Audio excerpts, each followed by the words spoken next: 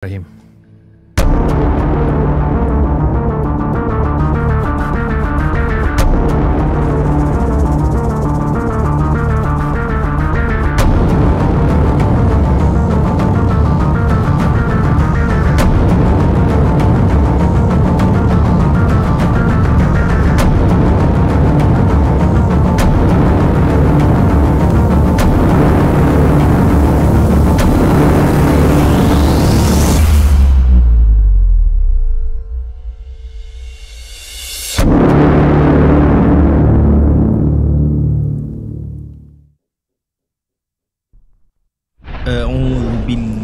من الشيطان الرجيم بسم الله الرحمن الرحيم لو أنزلنا هذا القرآن على جبل لرأيته خاشعا متصدعا من خشية الله وتلك الأمثال نضربها للناس لعلهم يتفكرون صدق الله العظيم.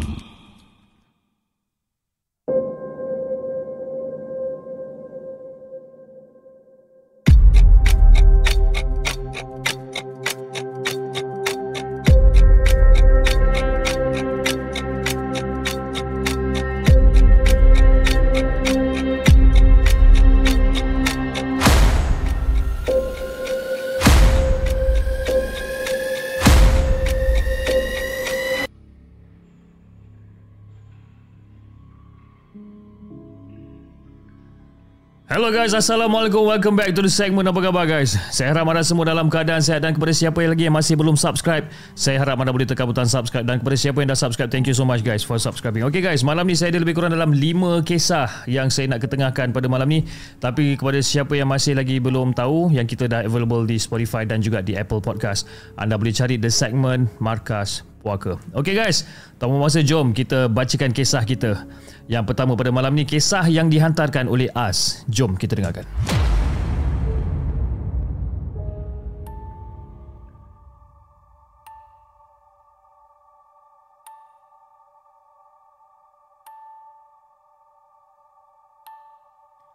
Assalamualaikum kepada Hafiz dan juga kepada semua penonton Markas Puaka. Waalaikumsalam warahmatullahi. Okey Fiz, hari ini saya nak kongsikan satu pengalaman seram saya ketika saya menginap di sebuah apartmen di Bangsa yang saya booking melalui Airbnb. Jadi cerita yang saya nak kongsikan ni, nak kata seram tu tak ada lah juga, nak kata begitu ekstrim pun tak juga. Tapi sekadar orang kata perkongsian je. Tapi bagi saya cerita ni agak seram juga, dan benda ni macam agak mengganggu bukan hanya saya tapi juga isteri saya turut diganggu sebenarnya. Jadi Fiz, isteri saya ni bukanlah orang yang senang. Bukanlah orang yang senang yang terkena gangguan ataupun terdengar mahupun rasa kalau katakan makhluk alam sebelah ni datang. Senang cerita, isteri saya ni dia tak ada sixth sense tau. Dia bukan macam saya. Jadi Fiz, saya tak nak sebut nama apartmen ni. Mungkin kebanyakannya orang tahu dekat mana apartmen ni. Tapi hint ataupun clue apartmen ni dia berada di Bangsa, Kuala Lumpur, dan bangunan yang bersambung dengan bangunan apartmen adalah sebuah hotel. Okay, itu adalah dia punya clue lah, dia punya hint. Jadi Fiz, nak bagikan gambaran kepada Hafiz dan juga kepada semua penonton Markas Puaka, berhadapan dengan bangunan apartmen ni dia ada landasan kereta api dan jalan raya yang besar. Jadi siapa yang dapat bayangkan ataupun dapat teka, mungkin korang tahu nama apartmen ni. Jadi Fiz, kisah dia bermula macam ni Fiz. Waktu tu saya sajalah nak pergi cari tempat menginap kat situ sebabkan malas nak balik rumah selepas saya bawa isteri anak jalan-jalan dekat Zoo Negara masa tu. Jadi yalah, bila kita nak sewa ataupun bila kita nak menginap dekat Airbnb ni, dapatlah kita nak macam nak healing, nak merasa dapat stay dekat rumah golongan T20 ni. Jadi apartmen ni sebenarnya saya tak perasan waktu nak book tu, yang sewa dia bukanlah personal tapi dia adalah shared apartment. Tapi nasib baik masa hari yang saya booking tu tak ada orang lain book. Jadi dapatlah privacy ke masa hari tu. Jadi Fiz, tempat ni memang cantik tau. Cantik sangat tempat ni. Dan saya memang sangat berpuas hati dengan harga yang berpatutan. Jadi saya stay dekat situ untuk 1 malam je. Pemandangan jangan cakap Fiz, memang cantik. Suasana yang best pada waktu siang, waktu malam pun cantik. Jadi kita orang pun buatlah aktiviti keluarga, tengok Netflix sama-sama, masak, makan sama-sama. Senang cerita family time lah. Dan tibalah waktu untuk saya dan juga isteri saya tidurkan anak-anak selepas pada tu. Jadi bila anak-anak dah tidur, mulalah terasa sunyi rumah ni kan. Jadi time tu lah saya dan juga isteri saya ni, kita orang spend time berdua berborak-borak dekat depan TV sambil-sambil tengok cerita seram masa tu. Isteri saya ni pula, dia ni jenis yang gemar tengok cerita hantu. Memang dia suka. Oh ya, saya lupa nak beritahu. Rumah ni dia ada 3 bilik dan kami hanya menyewa 1 bilik. Dan lagi 2 bilik tu kosong. Maknanya yang lagi 2 bilik tu berkunci lah. Dan kita orang ini memang tidak dibenarkan masuk ataupun buka, sebabkan itu bukan bilik kita orang kan, ataupun kita tak sewa bilik tu. Jadi pada mulanya tu macam tak ada apa-apa sangat, semuanya okey je. Sampailah selepas isyak. Kita orang solat isyak dan mulalah nak tidur selepas seharian berjalan semua kan. Waktu tu awal lagi Fiz. Seingat saya lebih kurang dalam pukul 9.30 nak dekat pukul 10 macam tu. Jadi lah, badan dah penat kan. Jadi kita orang pun berancang untuk tidur awal lah masa tu. Tapi Fiz, tidur kita orang ni macam terganggu tau bila gangguan ni terberlaku. Mula-mula isteri saya tanya dekat saya, "Bang, kenapa rumah atas ni bang? Macam ada orang alihkan perabot, orang alihkan kursi. Diorang ni tak kerti tidur ke?" Jadi masa isteri saya tanya macam tu, saya ni macam baru je habis lepas tunaikan solat isyak. Jadi bila saya amati betul-betul bunyi tu seolah-olah ada dekat luar bilik kita orang ni je, bukan dekat atas pun. Tapi isteri saya pula, dia dengar bunyi tu sayup-sayup je. Jadi saya ni Fiz, tak naklah isteri saya ni fikir bukan-bukan. Jadi saya cakap je lah, tak apalah, mungkin orang atas tu mungkin terjaga kot kan, dia nak alihkan kursi ke apa kan. Jadi kita orang abaikan bunyi tu dan kita orang pun terus tidur. Tapi Fiz, masa tu lebih kurang dalam pukul 2 pagi, isteri saya kejutkan saya. "Cak bang, kenapa orang atas ni bang? Macam tak hilang-hilang je bunyi tadi, macam diorang ni macam nak pindah rumah je." Dia tanya macam tu. Sebabkan apa? Isteri saya ni masih lagi terdengar macam bunyi benda-benda yang dia alih dekat atas. Bunyi macam ada orang nak masuk dalam rumah. Bunyi ada orang macam buka pintu. Jadi masa tu saya keluar daripada bilik dan saya pun pergilah tengok dekat luar bilik. Kot-kot kalau ada sesiapa yang masuk ke kan. Tapi tak ada siapa-siapa. Saya masuk balik bilik dan masa tu saya tengok dekat lubang bawah pintu tau. Kan kita pintu kan bawah tu macam ada lubang kan, ataupun ada gap kan. Saya tengok dekat bahagian bawah tu, saya tengok dekat bilik depan. Maknanya bilik bertentangan dengan bilik kita orang ni. Dan saya nampak macam ada bayang orang lalu kat situ. Jadi isteri saya cakap, "Bang, awak cuba pergi tengoklah lagi sekali kat luar. Kok kalau tuan rumah tu datang ke apa ke kan." Tapi saya fikir balik, takkan tuan rumah nak datang pukul 2 pagi. Jadi saya buka pintu lagi sekali dan saya jenguk kat luar bilik. Bila saya keluar bilik lagi sekali Fiz, ataupun bila saya menjenguk keluar bilik lagi sekali, yang saya terkejut ni Jeb, kerusi dekat meja makan tu tiba-tiba bergerak sendiri seperti orang baru je lepas makan. Senang cerita, seolah-olah macam orang susun balik lah kerusi tu. Nampak kerusi tu bergerak Fiz. Jadi bila saya nampak benda ni, saya macam astagfirullahalazim. Saya masuk balik bilik dan saya cakap kat isteri saya, "Dah tak ada apa-apa lah yang orang sebelah kot." Saya tak nak isteri saya takut. Saya nak jaga hati dia, saya nak sedapkan hati dia. Dan tak lama lepas tu, bila saya jenguk lagi sekali dekat bawah lubang pintu tu, saya nampak seolah-olah macam ada orang berdiri dekat depan pintu tu Fiz. Memang macam ada orang berdiri dekat depan pintu tu. Isteri saya pun nampak benda yang sama juga. Apa lagi cik? Perempuan kan? Mesti dia takut. Macam-macam soalan dia tanyakan saya ni. Dan pada ketika tu saya dah langsung tak boleh nak berselindung lagi dah. Dan saya beritahu dia, sayang, awak diam-diam, awak pergi baring, pergi selawat.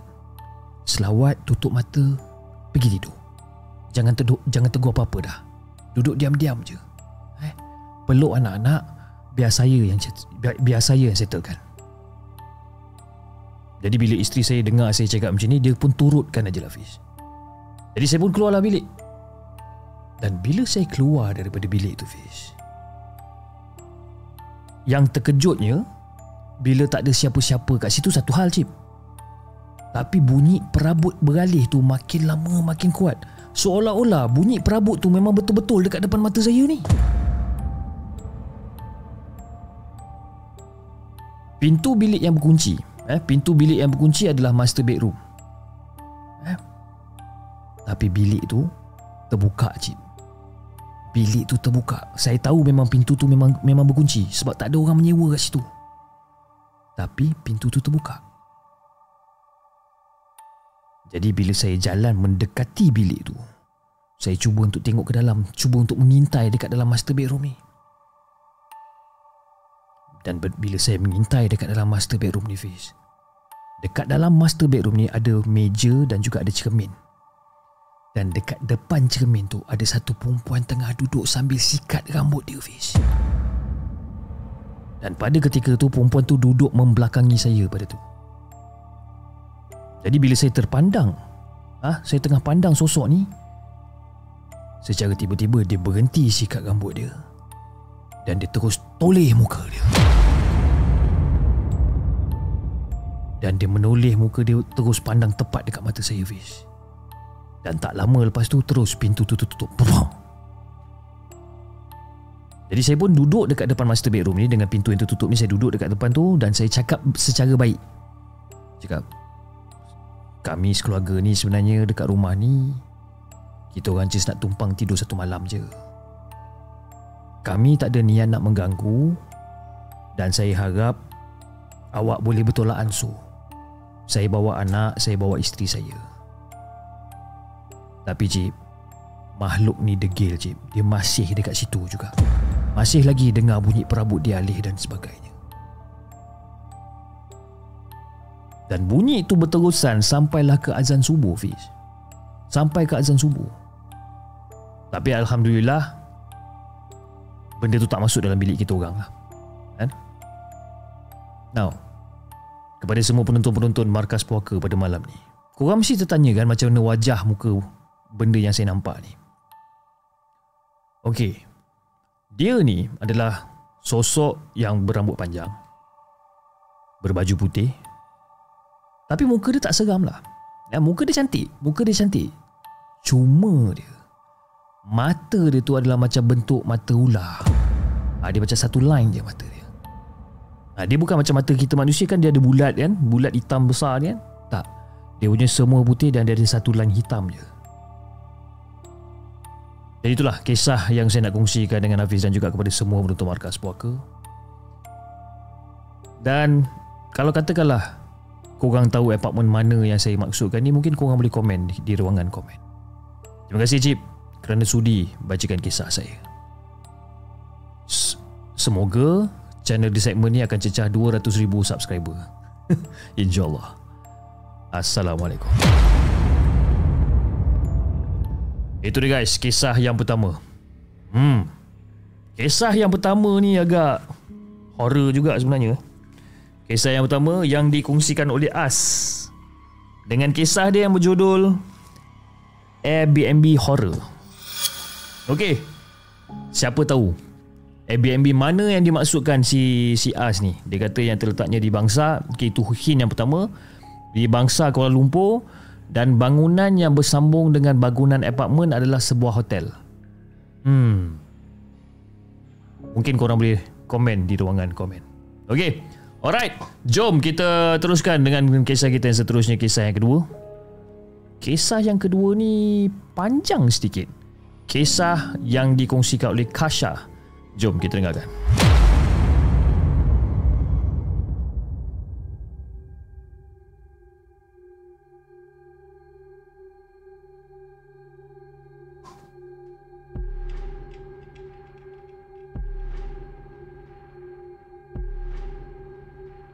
Assalamualaikum semua. Waalaikumsalam warahmatullahi. Okey Cip, nama aku Kasha. Dan aku selama ni jadi silent listener je lah dekat dalam the segment sebenarnya. Aku sebenarnya banyak lagi kisah seram yang sebenar yang pernah jadi dekat diri aku daripada zaman sekolah tadika lagi. Dan kalau katakan aku diberi peluang sekali lagi, aku akan share lagi banyak kisah seram yang pernah jadi dekat aku sebelum-sebelum ni dengan semua penonton The Segment. Tapi hari ni aku nak cerita pasal kisah ataupun pasal kejadian yang pernah terjadi dekat diri aku. Jadi Fiz, kisah ni terjadi masa aku masih bujang lagi dalam tahun 2022 macam tu lah. Masa tu aku duduk rumah sewa. Duduk rumah sewa seorang-seorang dekat satu kondo dekat area Shah Alam. Dekat section berapa tu? Biarlah rahsia Dan masa tu aku duduk dekat rumah tu, dan rumah tu ada 2 bilik. Satu master bedroom dan satu lagi adalah bilik study. Jadi master bedroom ni pula, dia ada balkoni. Balkoni dekat dalam bilik sebelah kiri, dan rumah aku ni adalah rumah dekat tingkat 28. Dan hampir 4 tahun aku duduk kat rumah tu. Jadi Fiz, nak dijadikan cerita, ada satu hari tu, lepas aku habis kerja, aku tak terus balik rumah. Tapi aku macam biasalah, bujang kan, tak tahu nak buat apa. Aku pusing-pusing kat Shah Alam ni sampai ke KL. Jalan-jalan pusing kat Shah Alam, pergi ke KL. Nak healing lah konon-konon seorang-seorang kan. Jadi pusing. Sedar tak sedar dah lebih kurang dalam pukul 9 lebih macam tu lah. Jadi masa tu, sebelum aku balik, aku singgah drive-thru McDonald masa tu. Sebelum boycott lah masa tu kan, aku singgah. Ya, sebab masa tu malam tu aku tak makan lagi. Jadi masa aku tengah tunggu turn nak sampai dekat section nak order tu, aku nampak ada seorang perempuan tengah duduk sorang-sorang dekat tempat parking kereta dekat area McD ni. Aku nampak perempuan ni. Cakap, apa benda perempuan ni duduk sini sorang-sorang kan? Jadi masa tu terdetik dekat dalam hati aku macam, duduk sorang-sorang kat sini. Ini kalau tak gaduh dengan boyfriend, ataupun tengah tunggu boyfriend ni. Ini kalau gaduh ni confirm kena tinggal ni. Aku terdetik tercakap benda tu dalam hati aku. Jadi lepas aku dah order makanan dan sebagainya, lepas aku dah dapat order aku pun terus balik rumah. Dan rumah aku ni dengan McD lebih kurang jarak lebih kurang dalam 10 minit macam tu lah. Jadi Fiz, bila sampai je dekat basement parking rumah lebih kurang dalam pukul 10.15 malam macam tu, basement rumah aku ni memang sunyi tau. Memang sunyi dan keliling tu memang tertutup dengan dinding. Jadi aku dah parking apa segala macam ni, aku pun jalan lah. Jalan daripada basement tu menujulah ke pintu lift. Aku tekan tek. Tunggu lift lebih kurang dalam beberapa saat lah. Dan lift tu pun sampai. Teng. Dia buka pintu. Dan masa pintu lift tu terbuka Fish, dekat dalam tu memang dah ada seorang perempuan yang pakai baju warna pink tau. Jadi aku tengok macam, okey lah. Aku assume dia duduk kat situ jugalah, sebab normal je aku terjumpa orang lain ataupun terjumpa penduduk lain dekat dalam lift. Normal. Okey, dia mungkin penduduk kat situ. Aku masuk lift, aku pun tekanlah tingkat 28. Tek. Dan masa aku tekan tingkat 28, aku perasan dekat skrin lift tu, dia tengah menunjukkan level P4 dekat situ menyala tau. Aku macam, okey, mungkin perempuan dekat dalam lift ni mungkin nak pergi ke tingkat P4 lah, basement 4 lah mungkin. Dan aku dah pelik dah. Sebab kenapa tau? Selama aku duduk dekat situ, pihak pengurusan tak pernah buka level P4 untuk penduduk parking kereta. Tak pernah. Tapi aku nampak button P4 ni dah menyala lah. Aku diamkan aja. Mungkin probably dia ni orang luar yang datang sewa homestay kat situ. Wallahualam. Sebab kenapa? Dekat area rumah aku ni memang ramai orang buat sewa homestay, dan banyak kali juga aku terjumpa orang yang tanya macam mana nak naik kat rumah kan? Sebab kenapa? Bila diorang sewa kat situ, diorang tak tahu kawasan tu macam mana. Anyway, aku sambung balik cerita aku ni. Jadi bila sampai je dekat level P4 tu, perempuan tadi tu berjalan keluar daripada lift. Tapi Fiz, masa pintu lift buka dekat P4 ni, P4 tu memang gelap gelita, tak ada lampu Fiz. Dan masa tu aku dah rasa lain macam lah. Aku macam, apa hal pula ni? Masa tu jantung aku, jangan cakap Fiz, laju gila jantung aku. Dan masa perempuan tu keluar, aku tengok semua gelap. Aku tekan tutup pintu lift ni laju-laju. Tek. Aku tekan laju-laju, tekan button tu laju-laju. Jadi bila pintu tu dah tertutup dan terus bergerak naik ke tingkat atas, aku pun macam Alhamdulillah, lega lah. Jadi Fiz, pada ketika tu aku ingatkan benda tu settle kat situ je. Tapi bila pintu lift tu terbuka dekat level 28, aku pun melompat keluar daripada lift tu dan aku terus berlari ke arah rumahku yang paling hujung sekali. Dalam otakku kok terfikirlah macam ada benda yang terkejar daripada belakang ke apa kan. Jadi Fiz, bila kita dalam keadaan kelang kabut ni, mulalah nak buka kunci pun tak betul, apa semua tak betul kan. Jadi bila dah buka pintu rumah, aku pun terus masuk dalam rumah, aku buka lampu, aku masuk bilik. Dan masa tu aku tengah lepak dekat dalam bilik, aku macam tengah masih terfikir tau pasal perempuan tadi tu. Sebabkan aku rasa macam aku pernah nampak perempuan tu dalam lift tadi, tapi aku tak ingat kat mana. Aku rasa macam aku pernah nampak dia ni. Jadi puas lah masa tu. Aku dekat dalam bilik dengan keadaan yang serabut ni, aku duk fikir, siapa perempuan ni? Siapa perempuan ni? Aku masih tak ingat. Jadi pada ketika tu aku pun decide lah nak pergi mandi. Jadi masa aku tengah mandi tu, aku duk shampoo rambut apa semua, mandi kan.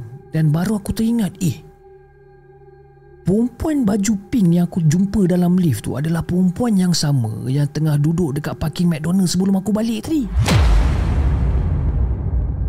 Dan aku macam terfikir, macam mana perempuan tu boleh berada dekat dalam lift tu secepat mungkin? Sebab kenapa? Kereta aku pun tak sampai lagi, tapi perempuan tu dah ada dekat dalam lift tu. Jadi masa tu aku dah tak sedap hati lah kan? Dah lah dia pergi naik ke level basement parking kereta yang tak digunakan, gelap gelita pula tu. Jadi lepas dah habis mandi apa semua, aku pun baring lah dekat katil aku. Lampu aku biarkan terbuka kan. Sambil-sambil aku mempersoalkan tau dekat dalam diri aku ni, siapa pula perempuan ni? Aduh, apa yang dia nak sebenarnya? Macam mana perempuan ni boleh ada kat sini? Mula tau benda tu duk main dalam kepala otak aku ni, duduk repeat benda yang sama. Aku pun tak sedar bila masa yang aku tertidurnya. Tapi aku ni, katakanlah tertidur sekalipun, aku ni memang jenis mudah terbangun tau. Kalau katakan ada benda bunyi-bunyi ni lah, aku cepat terjaga. Dan secara tiba-tiba Fiz, masa aku tengah tidur ni, antara tidur tak tidur ni, aku terdengar bunyi macam ada perempuan gelak daripada luar balkoni aku.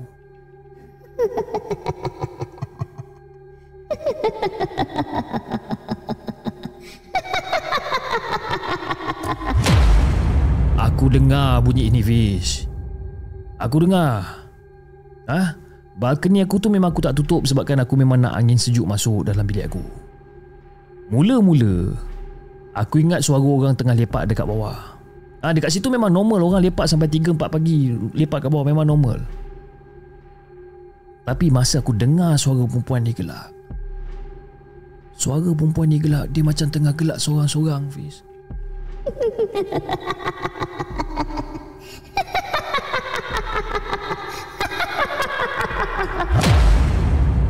Cakap, aduh, siapa budak ni? Dan suara dia tu memang betul-betul kuat Fiz, dekat luar balkoni. Now sekarang persoalan aku sekarang ni, macam mana ada suara perempuan gelak sekuat itu dekat luar balkoni tingkat 28? Jadi dalam tengah mati suara perempuan gelak ni, tiba-tiba ada sehelai kain putih terbang dekat depan balkoni aku Fiz. Aku keras, aku masa tu tengok je dekat atas katil. Masa tu aku tengok je kain putih terbang ni. Tak ada cerita banyak, aku terus bangun, tutup pintu sliding, terus tutup langsir. Sambil-sambil tu aku terus cakap, tolong jangan kacau aku boleh tak? Aku tak kacau kau tolonglah jangan kacau aku. Kau pergilah dari sini, tolonglah, aku nak tidur lah. Dan masa tu aku masih lagi dengar sayup-sayup suara perempuan gelak, sambil-sambil ada macam bunyi ketukan dekat cermin sliding. Tak tak tak tak tak tak tak tak. Aku tak ada cerita banyak Fiz. Aku capai handphone aku terus cari YouTube, aku terus buka azan. Aku pasang volume sekuat habis. Masa tu jangan cakap lah menggigil tangan aku ni, lemah lutut aku ni, semua takutnya pasal. Dah lah aku seorang-seorang je dekat rumah tu. Jadi habis je video klip orang azan ni, aku tukar kepada bacaan Yasin pula dekat YouTube. Dan ketukan kat cermin tadi tu pun makin lama makin hilang, makin lama makin hilang. Aku tak tahu bila masa yang aku tertidur, dan aku sedar pun sebabkan bunyi alarm azan dekat phone aku je. Dan aku tengok masa tu, jam dah pukul 6 pagi. Aku terus bangun, aku mandi, aku solat subuh dan aku terus pergi kerja. Pagi tu Fiz, pagi tu memang awal gila lah aku turun pergi kerja. Tapi aku tak pergi kerja naik kereta hari tu, sebabkan aku tak berani nak turun ke basement parking. Sebabkan apa? Walaupun dah subuh, aku takut terjumpa perempuan semalam tu. Itu yang aku takut. Nak dipendekkan cerita, habis kerja petang tu, aku ajak kawan aku temankan aku malam tu, dan dia minta abang saudara dia yang pandai dalam bab-bab bab-bab menghalau apa semua ni untuk datang ke rumah untuk tengokkan rumah aku ni. Jadi abang saudara dia pun bagi tahu. Dia kata yang memang benda tu cuma ikut aku je, sebabkan aku yang mula tegur benda tu. Jadi aku macam, bila masa pula aku tegur? Cuba kau ingat balik bila yang kau tegur. Now, bila aku fikir-fikirkan balik, oh ya, aku tegur benda tu daripada MACD lagi. Yang aku terdetik dekat dalam hati aku ni, ni kalau tak kena tinggal boyfriend, ni mesti break up dan sebagainya. Aku terdetik benda tu dekat dalam hati. Dan bila aku tegur benda tu, seolah-olah aku macam ajak dia datang ke rumah aku. Jadi lepas abang saudara kawan aku tu dah bersihkan rumah aku, dah pagarkan rumah aku, alhamdulillah tak ada lagi dah gangguan lepas tu. Now, pengajaran dia dekat sini, kalau katakanlah kita ternampak apa-apa benda yang pelik, tak kira lah haiwan ke apa ke, benda yang pelik, jangan berani-berani buka mulut nak tegur. Kita tak tahu apa benda yang kita nampak tu sebenarnya. Dan itulah Fiz, kisah yang aku nak kongsikan dengan Fiz dan juga kepada semua penonton Markas Puaka. Assalamualaikum. Itu dia guys, Kisah yang kedua yang dikongsikan oleh Kasha yang berasalnya daripada Sarawak, dengan kisah dia yang berjudul Kerana Mulut. Oh, kisah dia seram Seram sebabkan apa? Yelah, member tinggal kat tingkat 28 kot kan? Lepas tu dia boleh dengar pula ada orang mengilai dekat luar pintu kan. Dia dengar orang mengilai kan. Bahaya Okay, alright, jom kita teruskan dengan kisah kita yang seterusnya. Kisah yang ketiga. Kisah yang ketiga yang dikongsikan oleh Pika. Jom kita dengarkan.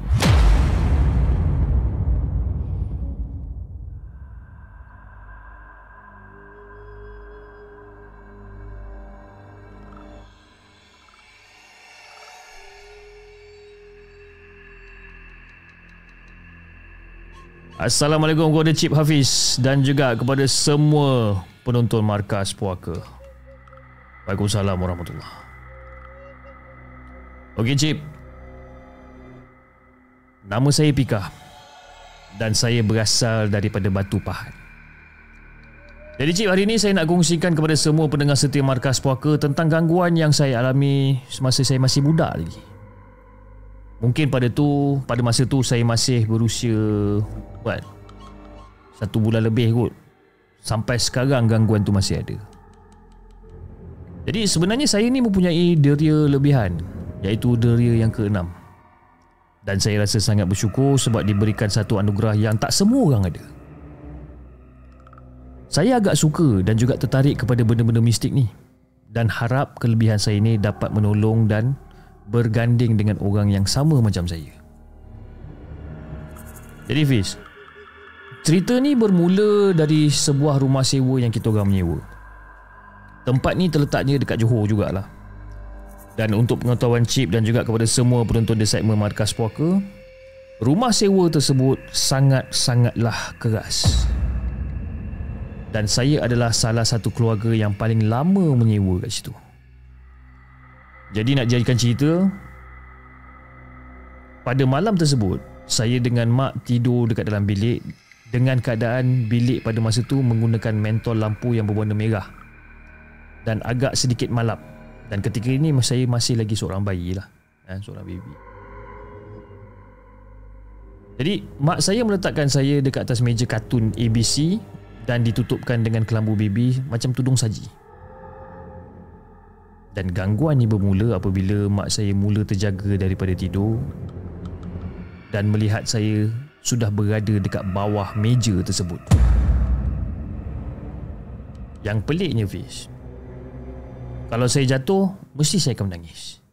Tapi time tu saya berada di bawah meja seolah-olah saya ni macam diangkat oleh seseorang. Kalau nak lagi logik, saya akan jatuh di tepi meja, bukan bawah meja. Tapi bila dilihat, tak ada kelibat apa-apa pun. Dan kejadian yang sama juga sewaktu saya bayi.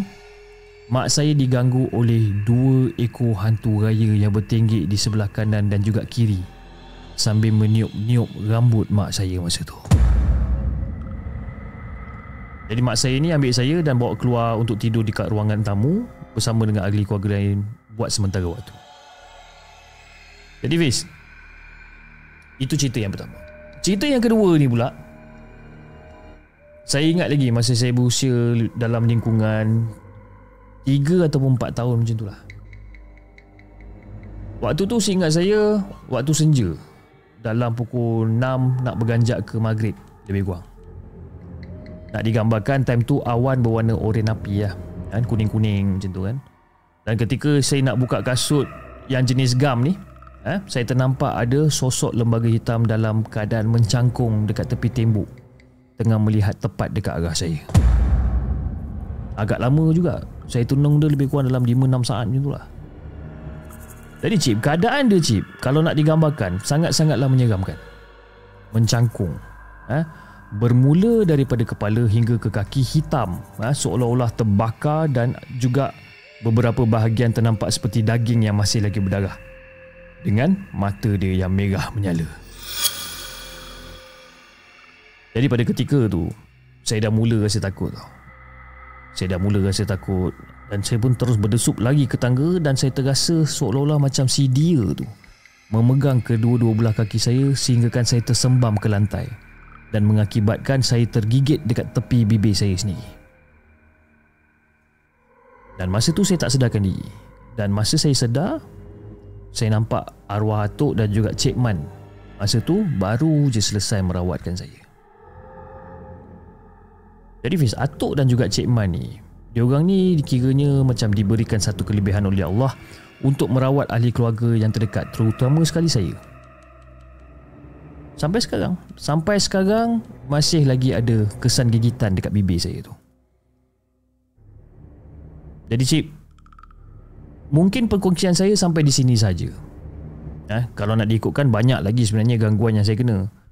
Dekat sekolah juga saya pernah terdudukkan anak jin dan perut saya dicakar-cakar oleh makhluk tersebut.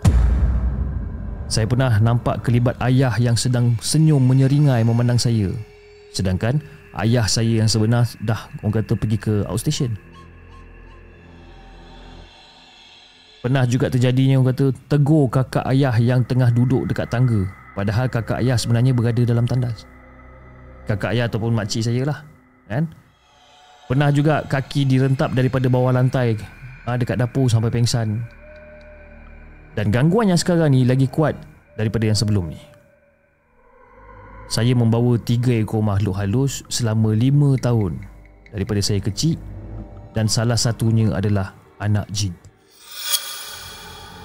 Saya minta maaf kalau katakan storyline saya ni macam agak panjang, agak membosankan. Jadi inilah cerita yang saya nak kongsikan dengan Hafiz dan juga kepada semua penonton Markas Puaka. Terima kasih tim Markas Puaka kerana sudi untuk naikkan cerita saya ni. Assalamualaikum.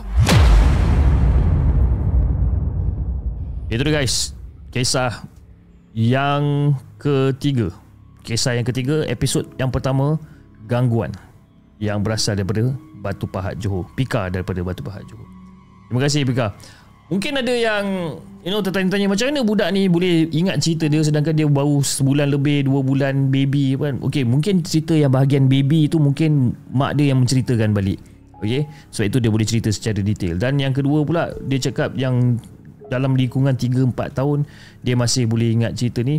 Even saya pun, walaupun saya dah umur 40 lebih ni, at some certain time saya masih lagi ingat kejadian masa saya berusia 4-5 tahun kan? Macam mana saya naik basikal, ataupun mak saya bawa saya naik basikal hantar pergi ke tadika dan sebagainya. Saya masih ingat benda tu, memang masih fresh lagi dekat dalam ingatan saya kan. Tak mungkin kita boleh lupa lah kita punya zaman-zaman kecil dulu. Akan ada beberapa memori yang kita akan ingat sampai sekarang. Okay, alright, jom kita teruskan dengan kita punya kisah pada malam ni.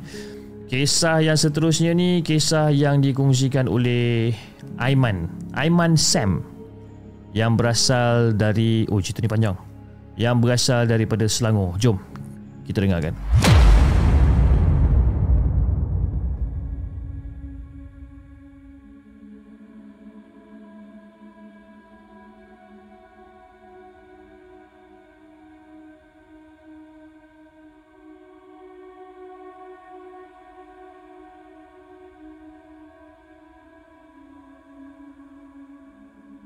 Assalamualaikum kepada Hafiz dan juga kepada semua penonton Markas Puaka. Waalaikumsalam warahmatullahi. First of all, just nak inform dekat Cip, before this saya ada submit kisah seram pasal homestay beratu dekat Port Dickson. Tapi saya rasa Cip belum bercerita lagi kot kisah tersebut. Allahu Akbar, dia ke? Okey, saya minta maaf Aiman kalau katakan saya belum baca lagi kisah seram berhantu dekat Port Dickson ni. Okey, tapi kita start yang ni dulu lah Kita start yang ni dulu, lepas tu nanti saya baca yang kisah Port Dickson. Nanti saya cari balik mana saya letak pun saya tak tahu. Maafkan saya terlalu banyak sangat orang hantar, kadang-kadang mungkin saya terlepas pandang. Okey, maafkan saya. Okey, dia kata first of all, just nak inform dekat Cip, before this saya ada submit kisah seram pasal homestay berhantu dekat Port Dickson. Tapi saya rasa Cip belum baca lagi kisah tersebut. It's okay Cip, kalau terlepas pandang nanti saya submit lagi lain lagi. Okey, kali ni saya bukanlah nak bercerita pasal kisah seram homestay, tapi saya ingin bercerita tentang kisah saka keturunan. Macam best cerita ni, saka keturunan. Jadi Cip, pada tahun 2013 saya masih lagi bersekolah asrama, dan masa tu saya berusia 16 tahun. Jadi ada berapa bulan tu parents saya memang tak datang melawat, dan senang kata, kalau katakan outing bila hari Minggu, selalunya semua parents akan bawa anak-anak diorang pergi beli barang keperluan ataupun pergi makan luar sama-sama kan. Tapi saya, parents langsung tak datang. Kadang-kadang bila tengok member-member lain semua keluar ke sana, keluar kemari dengan family diorang, rasa macam jealous pun dia juga. Yelah, diorang boleh keluar, saya sangkut. Jadi end up, kebanyakannya saya habiskan masa weekend saya dengan tidur je lah. Zaman tu Cip, mana ada handphone. Kalau kantoi bawa handphone, memang kena penalty 3 package. Apa penalty 3 package ni? Kena sebat, kena botak kepala, kena gantung sekolah. Kau 3 package penalty dia bagi. Okey, jadi lepas sebulan lebih macam tu, parents saya ni datang mengejut selepas waktu isyak. Jadi saya pun salam, cium, peluk apa semua dengan parents. Lepas tu borak-borak dengan diorang apa semua. Mak saya buka cerita. Kata, ni, mak nak bagi tahu, ayah baru je keluar hospital. Hah? Ayah keluar hospital? Kenapa mak? Tak tahulah ayah sakit apa.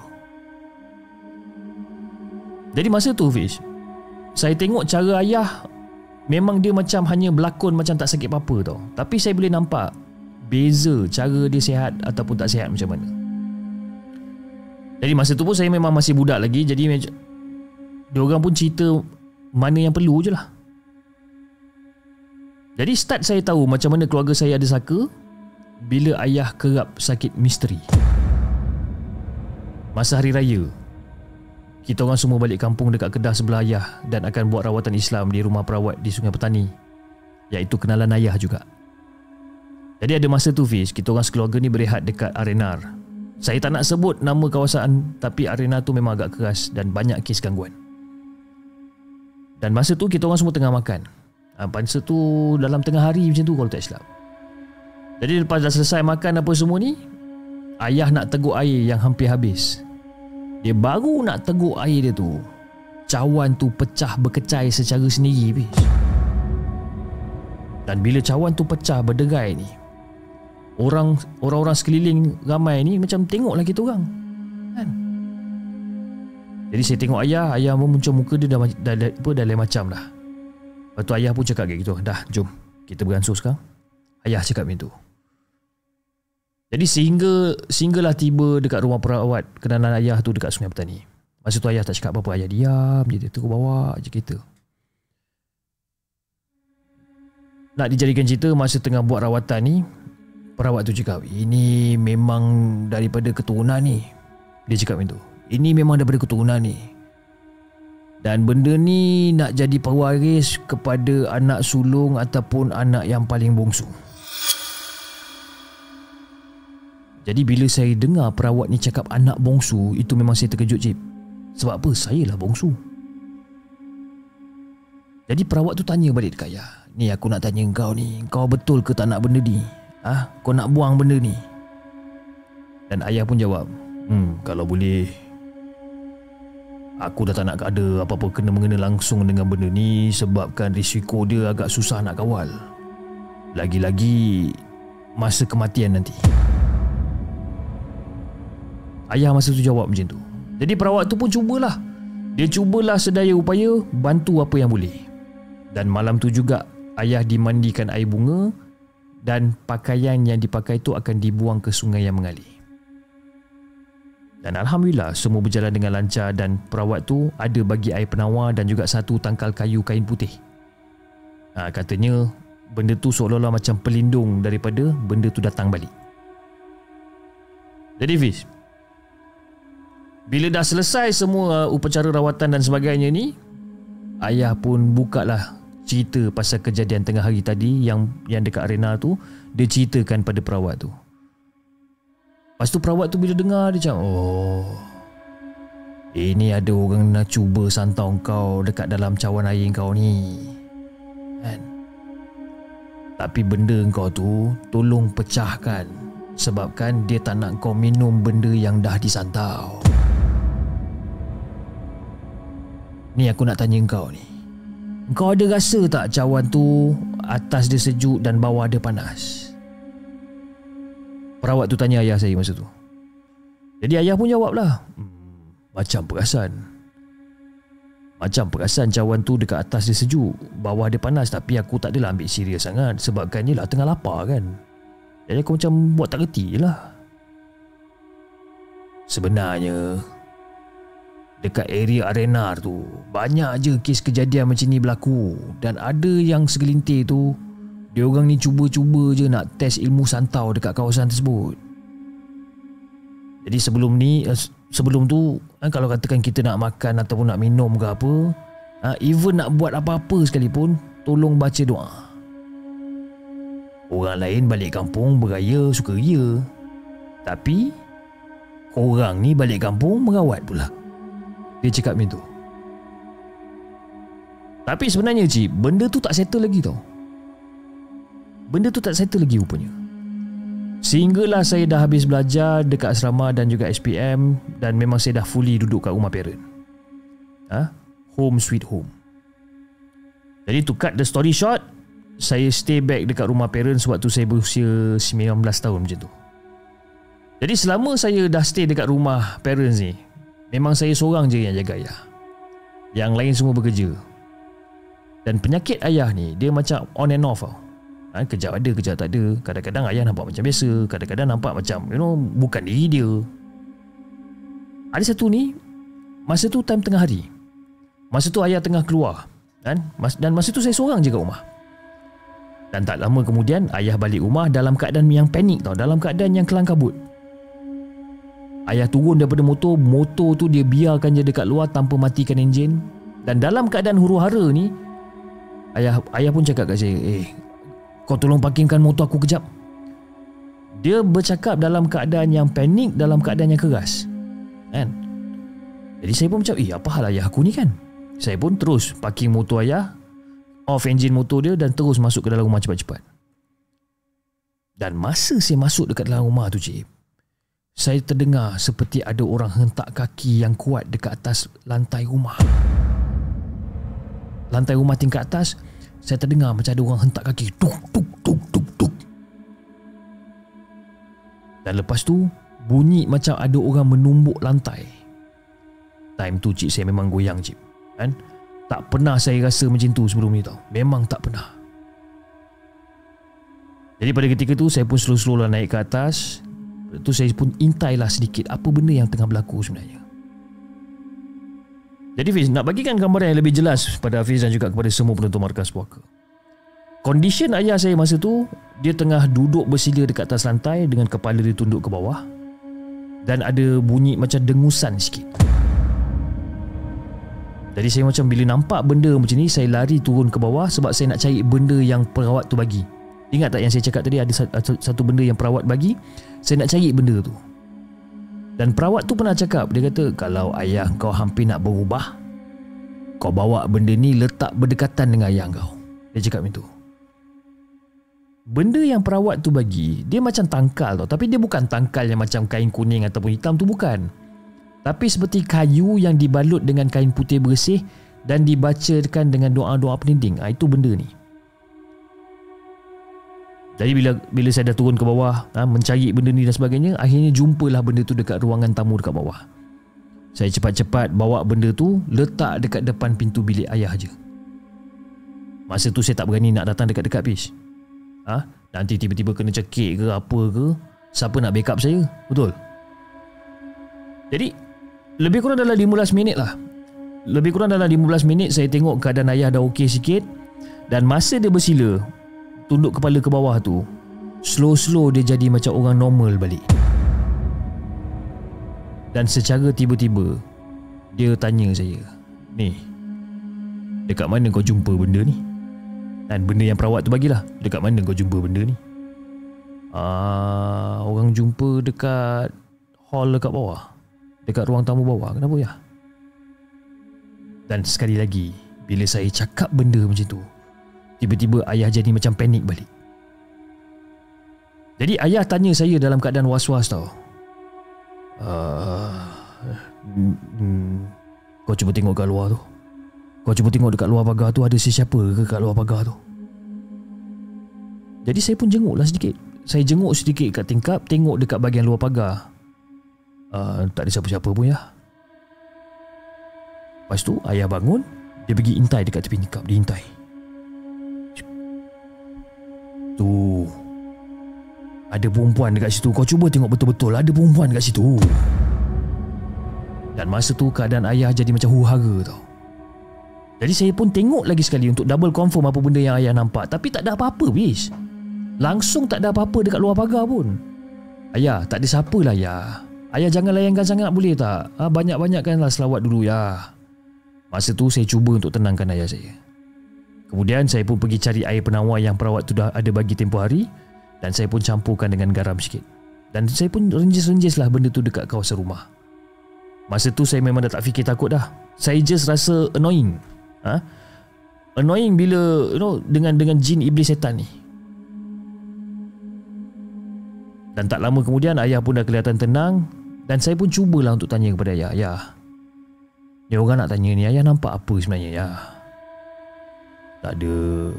Ada perempuan yang ayah nampak. Dia tak adalah muda, tak adalah tua. Tapi dia berdiri je dekat depan pagar rumah tu. Dia cuba nak masuk tapi tak lepas. Tapi itulah, dia duduk je dekat luar pagar tu. Dia perhatikan je kita daripada luar." Jadi cip, bila saya dengar bila saya dengar benda-benda macam ni, saya rasa geram pun ada juga. Rasa kalau boleh air penawar dengan garam tu memang saya sembur je dekat muka makhluk lahanat terkutuk ni. Lepas tu saya tanya balik ayah, "Ya, ada lagi ke orang tu kat luar ya? Cuba ayah tengok ada lagi ke?" Lepas tu ayah saya tengok. Rasanya tak ada dah kot. Sebab ayah boleh rasa, kalau katakan benda tu ada, ayah memang boleh rasa kalau benda tu datang. Tapi ni ayah tengok macam dah tak ada. Yes guys, gangguan misteri tu memang benar guys. Betul kata orang, hanya orang-orang yang tertentu je yang boleh rasa benda-benda macam ni. Hanya orang tertentu je boleh nampak benda-benda gaib ni. Tapi masalahnya saya tak nampak apa-apa je. Dan Alhamdulillah, kalau boleh saya memang tak ingin nak nampak pun benda-benda ni. Na'udzubillah. Sebenarnya Fiz banyak lagi tau tragedi seram yang berlaku ni kan? Tapi next time lah, kalau free saya akan submit lagi. Jadi itulah Fiz, kisah yang saya nak kongsikan dengan Fiz dan juga kepada semua penonton Markas Puaka. Assalamualaikum.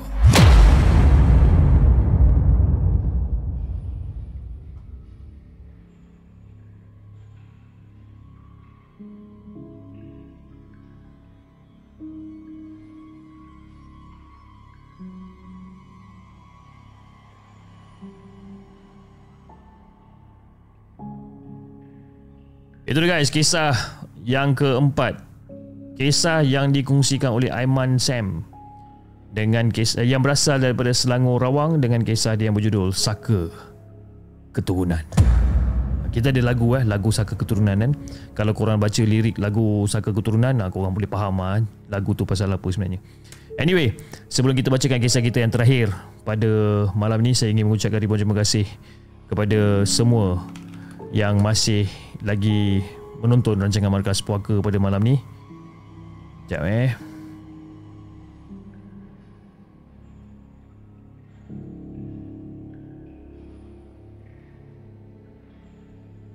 kepada semua yang masih lagi setia menonton rancangan Markas Puaka dan yang mana yang telah menyumbang melalui super sticker, super chat dan juga TikTok gift pada malam ni. Dan antara yang telah menyumbang melalui TikTok gift pada malam ni, kita ada sumbangan daripada Faizul Diana, Jarin Channel, The Walk, Death Roses, daripada Hanif Adam, Miss Azura, Meon ke Mion daripada Mel, daripada Dark Rabbit, Nara, Dina, Aju Chim, Aire Putra, Jamie, Muhammad Fuad, Rain 71, Muhammad Dagangs, and then daripada Alicia Unira, daripada Tak Gasa Nak Join kan, daripada Apis, daripada Queen Mama, daripada Janiah Saleh, Ayang Harun, Han Midnight, Mami Siti, Amir Din, Lisha Zahra, daripada Kak Long Intan, Raf Zain, daripada Aci Ina, and then ni siapa ni, daripada Fazli Fauzan, daripada Tajul Azimi, Sarah,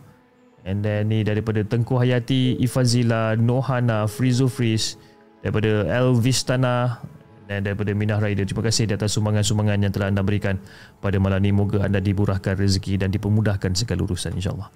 Ok guys, jom kita teruskan dengan kisah kita yang seterusnya. Kisah yang terakhir ataupun kisah yang kelima, kisah yang dikongsikan oleh Nur yang berasal daripada Kedah. Jom kita dengarkan.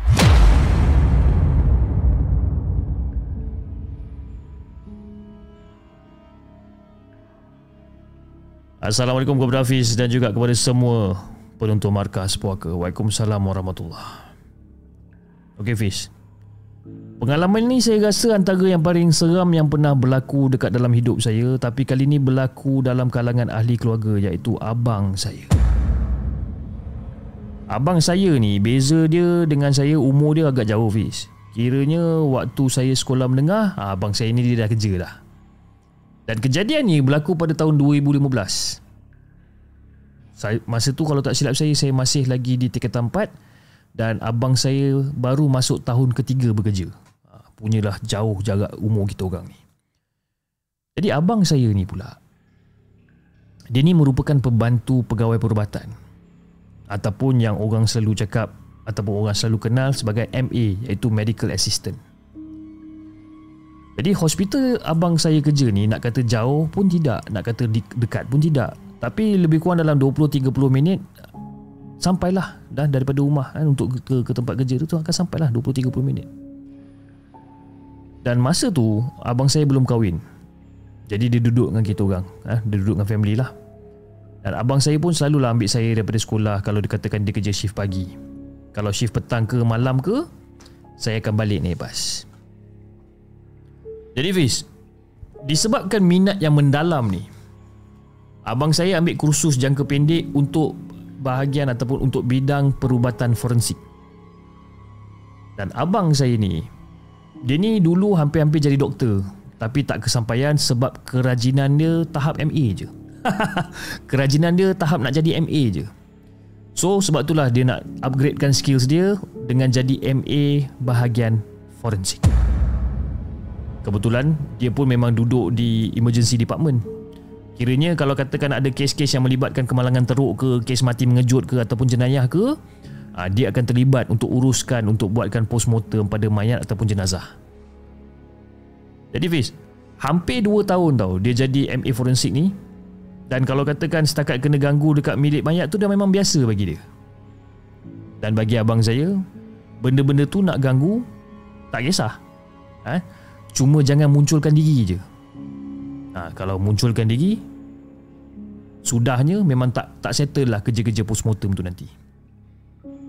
Jadi Fiz, ada pada satu hari ni Fiz, orang kampung saya ni meninggal.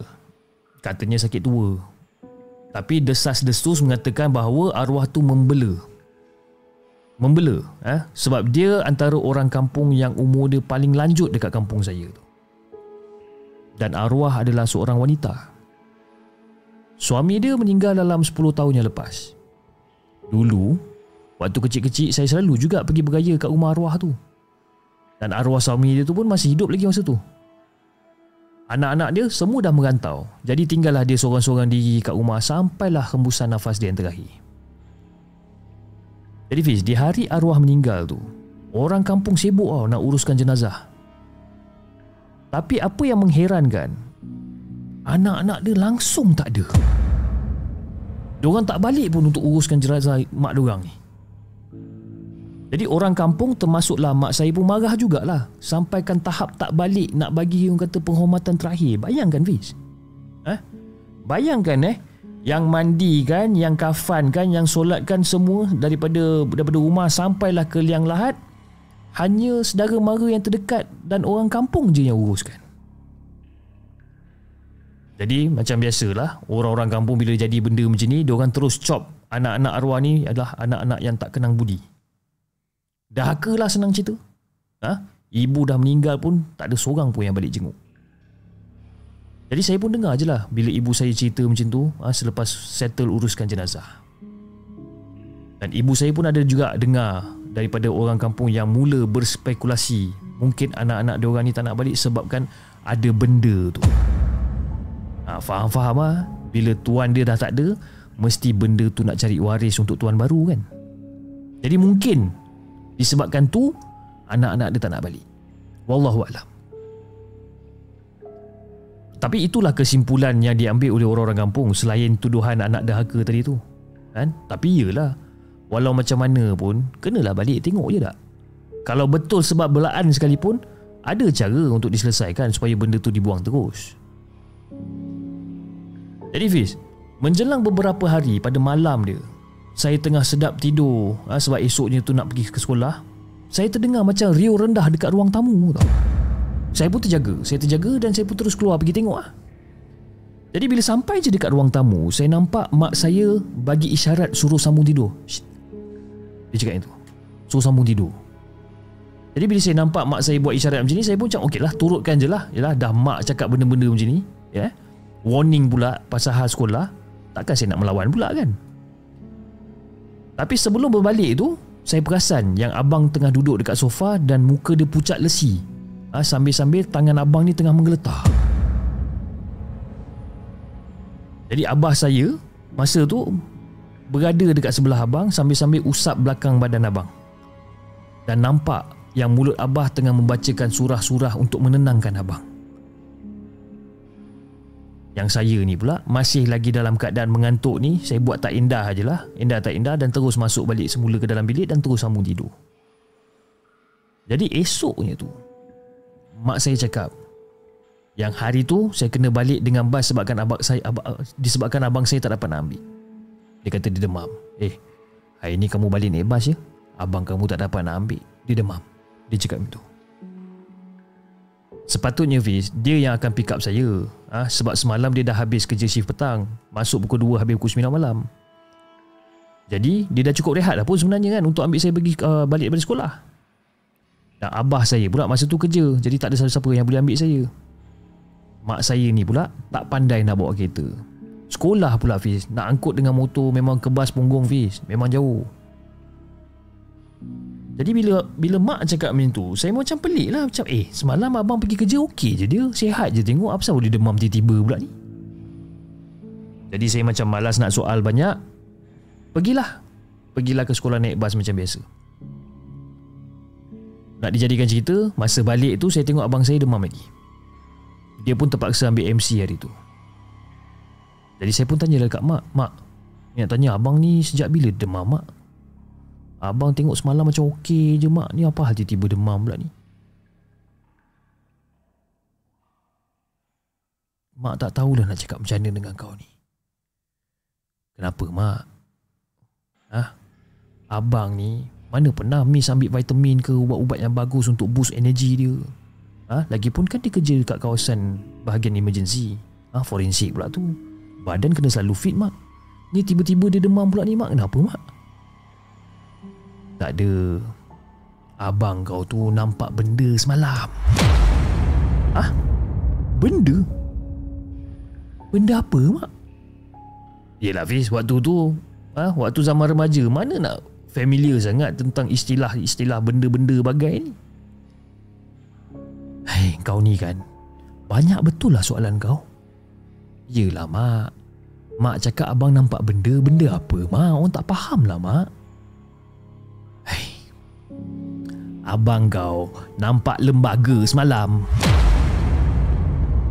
Jadi bila mak dah tekankan suara dia macam tu, barulah saya faham. Oh, hantu. Dia nampak hantu ke, jin ke, ataupun syaitan yang menyerupai sesuatu. Jadi saya pun tanya lagi details dekat mak. Jadi mak pun buka cerita. Jadi Fiz, cerita dia, rupa-rupanya malam semalam tu, waktu lebih kurang dalam pukul 1-2 pagi macam tu, abang saya baru settle buat postmortem dekat hospital. Jadi dia terpaksa balik lewat sebabkan kena overtime dengan bahagian forensic case ni lah. Jadi masa dalam perjalanan balik tu, dia tengah memandu macam biasa. Jadi sampailah dekat tepi jalan. Yakni sampai dekat tepi jalan tu, dekat rumah ataupun rumah si mati yang baru meninggal beberapa malam yang lepas. Jadi masa dia sampai dekat simpang tepi jalan tu, abang saya perasan ada sosok wanita tengah berdiri menghala ke arah jalan. Tapi Fiz, perempuan tu macam lain macam sikit. Dia membelakangi jalan. Kiranya kalau katakan kereta lalu, orang dalam kereta akan nampak bahagian belakang dia je, kan? Jadi dia macam pelik, siapa pula ni, kan? Sampailah beberapa meter, kan, abang saya memang jelas nampak sosok ni. Jadi bila dia nampak betul-betul, dia macam Allahu Akbar. Dia cakap macam tu. Terkejut abang saya masa tu. Menjerit dia, istighfar dia dalam kereta masa tu.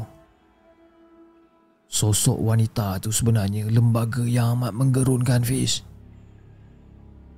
Nak kata macam Cik Ponti ataupun Cik Lang pun boleh jadi. Tapi lembaga tu tak berjubah putih. Dia berkemban. Dan kain batik yang dia gunakan tu pun lusuh. Lusuh sangat. Nampak kesan-kesan kotor. Pendek kata, macam watak hantu Kak Limah lah dalam cerita Muhammad Khalid tu. Macam tu lah lebih kurang. Dengan rambutnya yang mengembang, kan. Muka tak payah cerita lah. Dan abang saya cakap, ngeri sengeri-ngerinya rupa paras benda tu, bis. Dan lebih menyeramkan dan lebih meremang bila lembaga tu menoleh ke arah kereta abang saya sambil menyeringai bila nampak abang saya tengah pandu kereta masa tu. Dan abang saya perasan bila dia toleh tu, dia seolah-olah macam tengah berperilaku sesuatu, tau. Seolah-olah dia macam tengah mengendong bayi, tau. Apalah sebenarnya yang digendongkannya, kan? Abang saya pun apa lagi, terus tekan minyak sekuat-kuatnya. Dan masa tu abang saya dah tak mampu nak fikir apa-apa dah. Nak bila dia tengok lembaga tu seolah-olah macam terbang ke arah kereta dia. Tapi Alhamdulillah, Fiz, benda tu tak mengikut pun. Dia sengaja macam nak test abang saya. Jadi mak saya sambung lagi cerita. Cerita ni dia macam agak kelakar sikit, ya. Bila abang saya sampai rumah, Kereta pun parking, orang kata macam betul tak betul kan. Lepas tu dia terus pekik nama abah dia pergi kan. Jadi abang saya yang tengah cuak tu terus ketuk pintu rumah sampailah abah buka. Tok abah tok dia buka. Buka je pintu. Abang saya terus peluk abah saya dalam keadaan ketakutan, Fiz. Jadi lepas pada tu lah abah saya dah boleh agak dah. Kenapa anak sulung yang bujang dia ni ketakutan sampai kau kata lagi tak cukup tanah ni. Terus abah bacakan ayat-ayat yang patut untuk hilangkan gemuruh dia. Dan mak saya cerita juga sebenarnya malam tu abang saya pun tersilap langkah. Sebabkan apa? Dia cakap besar bila kawan-kawan kerja dia warning jangan balik lagi waktu-waktu macam tu. Dan dia tak nak dengar. Kononnya dia dah biasa dengan jalan tu lah. Tak ada benda yang jadi dan sebagainya. Kau baru dia tahu. Mungkin abang saya tak expect kot penampakan entiti tu sebabkan dia dah 2 tahun lebih berkhidmat dengan kata bidang urus mayat ni. Mungkin malam tu Allah memang nak uji dia kot. Sebab selain daripada terkena badi mayat, dia sendiri tak sedar. Selain daripada terkena badi mayat yang dia sendiri tak sedar, kebetulan baru je terjadi kematian dekat kampung. Nak kematian tu pula melibatkan orang-orang yang membela ni. Nah, persoalan dia sekarang ni, adakah lembaga berkemban tu merupakan benda belaan yang menyerupai si mati? Sebab apa tau? Sebab sekilas abang saya perasan wajah perempuan tu saling tak tumpah dengan arwah orang kampung yang baru meninggal tu. Tapi benda tu wujud dalam keadaan seram. Jadi tu macam okey lah, nasib baik lah abah saya tahu macam nak redakan gemuruh abang saya ni kan. Jadi abah saya ni pun sebenarnya dah biasa nampak benda-benda macam tu. Sejak muda belia lagi. Nak abah saya pula kata bekas polis bantuan Felda sebabkan family saya dulu pernah stay dekat kawasan Felda di daerah Keratung, Pahang. Jadi abah saya ni dah banyak lah buat operasi waktu malam. Setakat bermalam kat hutan tu memang biasa dan dia memang kaki suka masuk hutan. Sekadar meneroka ataupun mencari orang kata herba-herba dekat situ. Kadang-kadang dia dengan kawan-kawan dia pun yang turut merupakan bekas polis bantuan tu pun suka berburu binatang. Siap bawa shotgun lagi untuk berjaga-jaga masa tu. Sebenarnya kan Fiz, kisah abah saya masa muda-muda dulu lagi dahsyat. Macam-macam yang dia pernah jumpa. Sebab itu apa yang abang saya nampak abah saya dah lali dah. Abah saya pernah kena benda yang lebih teruk daripada tu. Teringin juga saya nak ceritakan pengalaman-pengalaman seram dan juga mistik abah. Tapi takut nanti lagi panjang pula. Kesian dekat penonton di segmen nanti takut bosan pula. Tapi tak apa. Kalau katakanlah ada kesempatan lain, insya-Allah saya akan ceritakan pula kisah-kisah seram arwah abah pula. Apapun, semua dah jadi kenangan Hafiz kan? Arwah abah pun telah mengembuskan nafas terakhirnya pada pertengahan bulan Julai 2 tahun lepas. Semoga arwah abah dan semua kenalan kita yang telah tiada ni berada dalam golongan orang-orang yang beriman. Al-Fatihah. Jadi Fiz, itu je lah perkongsian saya untuk kali ini dan terima kasih kepada Hafiz yang sudi untuk bacakan kisah saya ni. Assalamualaikum. Itu dia guys, kisah yang dikongsikan oleh siapa nama dia ni? Kisah yang dikongsikan oleh Nur dengan kisah dia berjudul Badi Mayat dan Lembaga Tepi Jalan. Oh, badi mayat kau. Okay guys, saya rasa itu saja untuk malam ni. Dan insyaAllah kita akan berjumpa lagi di lain episod dengan lebih banyak kisah-kisah seram yang kita nak ketengahkan. Jangan lupa like, share dan subscribe channel segmen. Dan insyaAllah kita akan jumpa lagi on the next coming episode. Assalamualaikum. Bye-bye.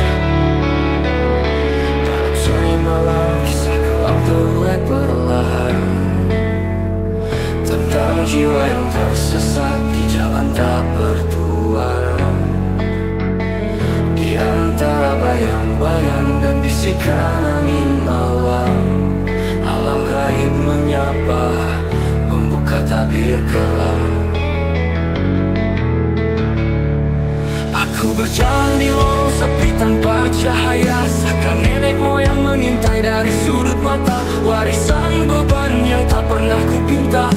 ikuti langkahku, bayangan yang menghantui jiwa. Bisikan halus menghindari pepohonan, mengisahkan cerita tentang dosa dan penyesalan. Sangkau merayap di udara tanpa aroma, racun tak kasat mata, memburu tanpa tanda.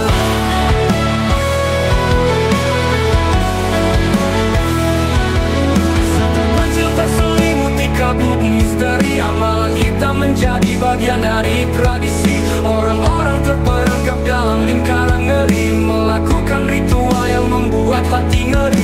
Terperangkap antara dunia nyata dan maya, mencari jalan keluar dari kegelapan jiwa. Api neraka membara dalam setiap dosa, berusaha lari tapi celaka menghampiri juga.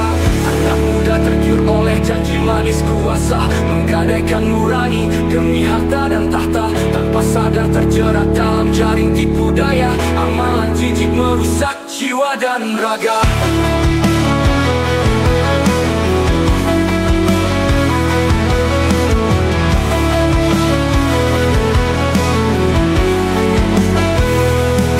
Penduduk kampung hidup dalam kepalsuan,